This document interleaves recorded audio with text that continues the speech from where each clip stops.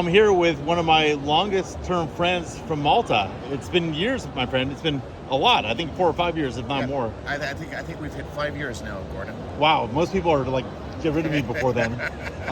Wesley, let's flash your name badge. Yeah, here we are. Just so everyone can see you. Fantastic. So you are a family man and serial entrepreneur. I'd love to hear some about your background in crypto blockchain. What, you're Maltese, remind me? I'm Canadian, but I've been in Malta 30 years now. So 30. So you've been here ever since you were minus 2 years old. I wish I was that young.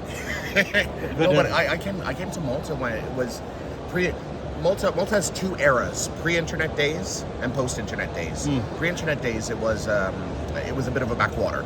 So when it came down to communications, to information that you could get here, very quick story. When I left Canada in '93, I had just watched Jurassic Park as the last cinema experience I had there. I came to Malta a month later, and in September '94, Jurassic Park came out of Malta. Oh my gosh. This gives you an idea of how far back we were.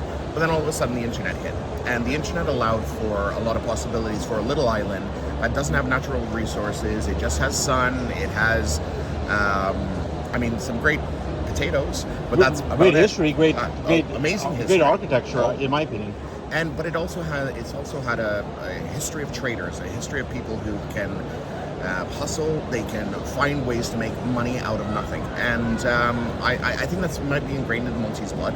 So basically, through my 20s, I decided, let's start doing things with the internet. The internet, I knew was going to be a powerful tool, like many did, and the first thing I actually did here in Malta was actually create an internet business directory, which doesn't sound like a lot of fun. But when you're a 25-year-old and you're literally selling pixels on a screen at 300 euros for your listing, you build up 2,000 clients over the course of the first year, and you're in a nice little business. But what that also taught me was SEO. It taught me the importance of being found in Google, and then that led me to a plethora of different businesses. So we ended up opening up a web development company.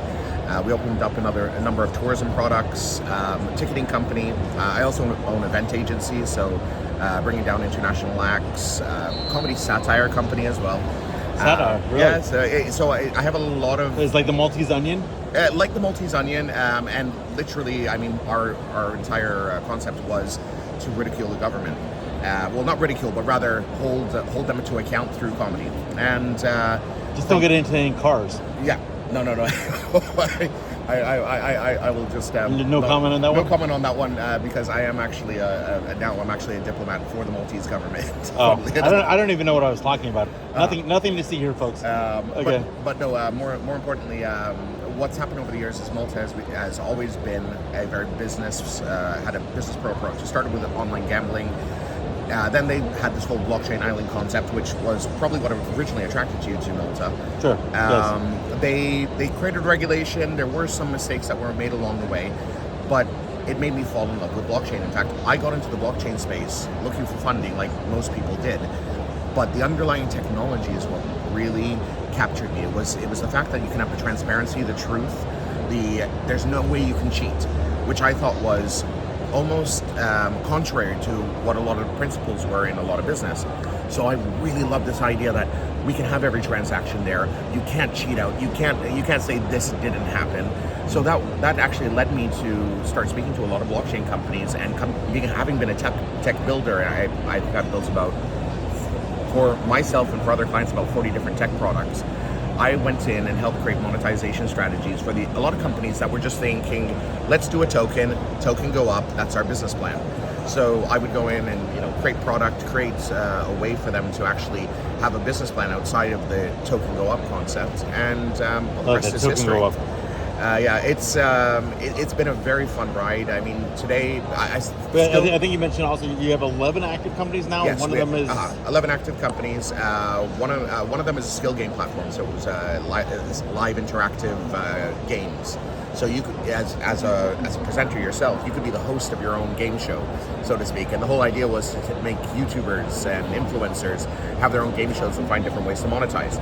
We're actually using that now in the traditional online space. So the whole concept behind it is, if you have a retail shop online, you can actually have this live stream happening, have those influencers come on your site, and then have all their followers register to your business. Interesting. Yeah, so we just try to use the technologies in creative ways.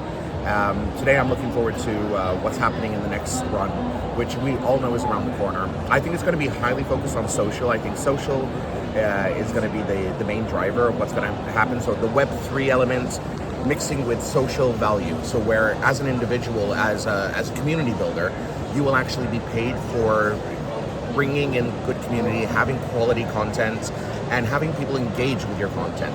That is going to be the sort of key driver, adding value to the economy. So that's my predictions. I did predict the GameFly run in 2018, so maybe I'll be right this time. At least we're on video so that we can prove that. I know we're creating a record now.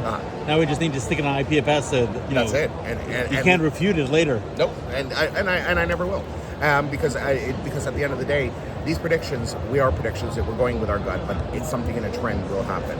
But I think we're about, for anybody who's been in this space and anybody who wants to do good for the space, I think it's a very exciting time. And I think this run is the run where we get legitimized properly. We had the first run where it was everybody's a crypto crook. The second run where everybody was just trying to make some quick money, but there were good people in the space. I think this run is where we see the businesses become institutions, and these institutions start helping shape the world. So maybe that's a little bit tricky given you mentioned the internet as, the interesting driver of Malta's developing, and that was a perceptive comment. The internet had its early Wild West freedom ethic, and it really had ethics, and then it kind of there's a land rush on it, and then it turned into this semi-regulated animal with all these walled gardens and everything else. Crypto and Bitcoin and blockchain, they all started off with this decentralization, those slight, libertarian ANCAP sort of, not even slight. I mean, that was a pretty serious part of it. The cypherpunks and all them. Do you have a feeling about that? I mean, yes, there'll be regulated institutions. Is that good? I don't think it's bad.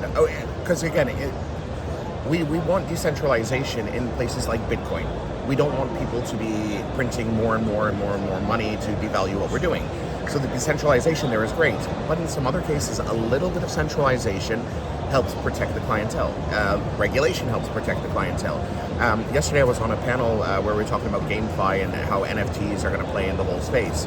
Yes. Do you want a 5-year-old being hacked or a 10-year-old who's been playing this game and being hacked just because it is peer-to-peer and decentralized, that there's no way back for him to get his assets? So we do want to... Or maybe that's a good lesson that someone needs to learn early. True. I'll just be a little bit contrarian. Which is, those lessons are great to learn at an early stage, but having some checks and measures in place has just protects the general economy, and that's something we do want to do. I'm not saying that we should be in a place where banks say we cannot do what we want to do with our own money, and this is one of the reasons why I'm actually in the space. Yes. But I am saying that it is very, very important that we make sure that people feel safe coming into it. We make sure that people are able to take those steps, feeling calm and collected. And let's be honest, not everybody's going to be a cybersecurity expert. I'll give you actually an example of this. One of my clients this week called me in panic and said, my Bitcoin and my Ethereum on my WireX card disappeared. And very quickly we figured out he was socially engineered. Now, one, it was actually, I mean, WireX is a centralized entity, right? So it has nothing to do with blockchain, but he blamed blockchain for it. Yes. And it is these elements of checks and measures that can help people get through.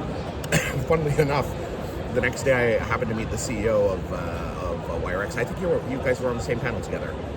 Yes. The co-founder and CEO of WireX. And he actually personally wants to sort of help this gentleman try to at least get a track of where his money went, which I think is very notable. And these are I think these little pieces of help at this stage, at these early days, will help us gain a lot more faith within the industry. Got it. And just to semi-wrap up, you mentioned 5-year-old. One thing I like about you is you have many businesses, and I guess you have many kids. You're a family man. Yes, I'm a family man. I have 3 daughters. I try to bring them on as many trips as possible when I do travel around and talk at events. And I also think it's very important for them to learn about this. So my daughter's been learning about Bitcoin, has her own little Bitcoin wallet. She taught me about NFTs in a weird little way. through roadblocks and understanding the importance of what digital identity is going to mean for the next generation. Yes. Which is why I think that's where that social element is going to come through and be very strong. But no, I think being a family man in this space is also very important because it grounds you. It's not really it's about, okay, you're making money. We're here to make money and we're here to do business. But we're also here to leave a better world for the people who come after us, and that's another reason why I'm in this space, because I think blockchain will help do that and create a fairer, better world for everybody involved. Love it. Thank you so much for taking the time. Thank you.